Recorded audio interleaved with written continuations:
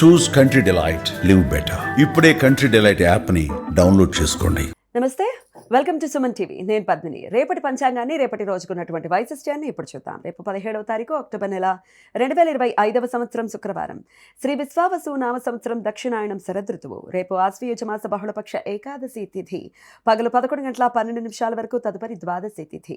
మఖా నక్షత్రం మధ్యాహ్నం 1:57 వరకు, తదుపరి పూర్వ ఫల్గుణి నక్షత్రం. శుక్లయోగం రాత్రి 1:49 వరకు, తదుపరి బ్రహ్మయోగం. బాలవకరణం పగలు 11:12 వరకు, కౌలవకరణం రాత్రి 11:42 వరకు, తదుపరి తైతులకరణం ఉంటాయి. సూర్యుడు కన్యా రాశిలో చిత్తా నక్షత్రం 2వ పాదంలో మధ్యాహ్నం 1:45 వరకు, తదుపరి తులారాశి చిత్తా నక్షత్రం 3వ పాదంలో సంచరిస్తాడు. చంద్రుడు సింహరాశిలో సంచరిస్తాడు. నక్షత్ర వర్జం రాత్రి 10:32 నుండి రాత్రి 12:15 వరకు, అమృతకాలం పగలు 11:26 నుండి మధ్యాహ్నం 1:07 వరకు.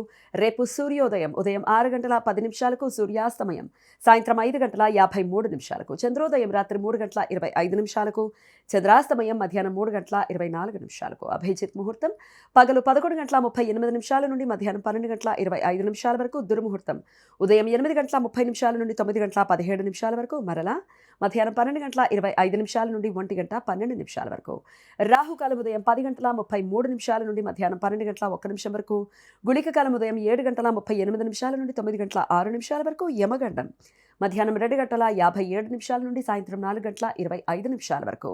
రేపు రమ ఏకాదశి. కొన్ని ప్రాంతాలలో రంభా ఏకాదశి పేరుతో వ్రతం ఆచరిస్తారు. లక్ష్మీదేవికి మరో పేరు రమ. భక్తులు రేపు ఉపవాసం ఉండి లక్ష్మీనారాయణులను పూజించి భగవద్గీత పారాయణం చేస్తారు. ఈ వ్రతం ఆచరించిన వారికి ఆరోగ్యం, ఐశ్వర్యం, సుఖ సంతోషాలు కలుగుతాయని భక్తుల నమ్మకం. బ్రహ్మ వైవర్త పురాణం ప్రకారం ఈ వ్రతం ఆచరించిన వారికి 100 రాజసూయ యాగాలు లేదా 1000 అశ్వమేధ యాగాలు చేసినంత ఫలితం కలుగుతుంది అని పురాణ వచనం. కొన్ని ప్రాంతాలలో రంభా ఏకాదశి పేరుతో వ్రతం ఆచరిస్తారు. రేపు భక్తులు ఉపవాసం ఉండి శ్రీకృష్ణుని పూజిస్తారు. రేపు ఉపవాసం ఉన్న వారికి ఎల్లుండి పారణ సమయం ఎల్లుండి సూర్యోదయం నుండి ఉదయం 8:30 వరకు ఉంటుంది. రేపటి పారణ భోజనంలో పప్పు ధాన్యాలతో చేసిన పదార్థాలను తినకూడదు. చాతుర్మాస్య దీక్షలో భాగంగా ప్రస్తుతం ద్విదళ వర్జం అంటే 2 బద్దలుగా ఉండే పప్పు, కందిపప్పు, మినపప్పు, పెసరపప్పు తదితరాలు తినకూడని సమయం ప్రస్తుతం జరుగుతున్నది. రేపు ద్వాదశి తిథి ప్రదోష కాలంలో ఉన్నందువలన రేపు గోవత్స ద్వాదశి నందిని వ్రతం. రేపు భక్తులు తాము పెంచుకుంటున్న ఆవులను, గేదెలను పూజించి వాటికి ప్రత్యేకంగా చేసిన గోధుమ పదార్థాలను తినిపిస్తారు. ప్రదోషకాలంలో గోవత్స ద్వాదశి పూజ ముహూర్తం సాయంత్రం 5:53 నుండి రాత్రి 8:20 వరకు. రేపు భక్తులు పగటిపూట పాలు, పాల ఉత్పత్తులు, గోధుమ ఉత్పత్తులు వినియోగించరు. మహారాష్ట్ర ప్రాంతంలో పశు బరాస్ పేరుతో దీపావళి వేడుకలు ప్రారంభిస్తారు. నిరయన రవి తులారాశిలోకి రేపు మధ్యాహ్నం 1:15 ప్రవేశిస్తాడు. అప్పటి నుండి సౌరమాన తులామాసం ప్రారంభమవుతుంది. కాబట్టి రేపు తులా సంక్రాంతి.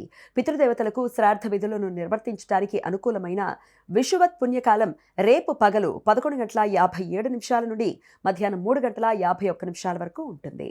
కావేరీ సంక్రమణ స్నానం. తులారాశిలో రవి సంక్రమణం జరిగిన రోజు కావేరీ నదిలో పుణ్య స్నానాలు ఆచరించడం పుణ్య విధిగా భక్తులు భావిస్తారు.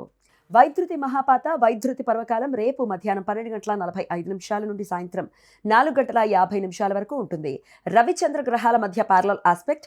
రవిగ్రహ క్రాంతి దక్షిణం వైపు, చంద్రగ్రహ క్రాంతి ఉత్తరం వైపు ఒకే 9:25 చేరుకోవడంతో రేపు మధ్యాహ్నం 2:40 ఇది ఏర్పడుతుంది. ఉపాసనా మంత్రాలు జపించడానికి, ధ్యానం చేయడానికి, నూతన మంత్రోపదేశం తీసుకోవటానికి మహాపాత కాలాలు అత్యంత అనుకూలం. ఈ సమయంలో చేసే మంత్ర జపాలు లక్షల సూర్యగ్రహణాల సమయంలో మంత్రజపం చేసినంత ఫలితాలను ఇస్తాయి. ఈ సమయం శుభకార్యాలకు అనుకూలం కాదు. మాసశూన్య తిథులు నిన్న ఉదయం 10:33 నుండి రేపు పగలు 11:12 వరకు ఉంటాయి. ఆశ్వయుజ మాసంలో వచ్చే దశమి, ఏకాదశి తిథులను మాసశూన్య తిథులు అని పిలుస్తారు. ఈ సమయంలో శుభకార్యాలు చేయడానికి అనుకూలం కాదు. ఈ సమాచారాన్ని మనకు అందించిన వారు మేడికొండూరు విశ్వనాథ్ ప్రసాద్ గారు. ఆయనకు కృతజ్ఞతలు తెలియజేస్తూ లక్ష్మీ స్మరణతో సమస్త సన్మంగళాని భవంతు. నమస్కారం.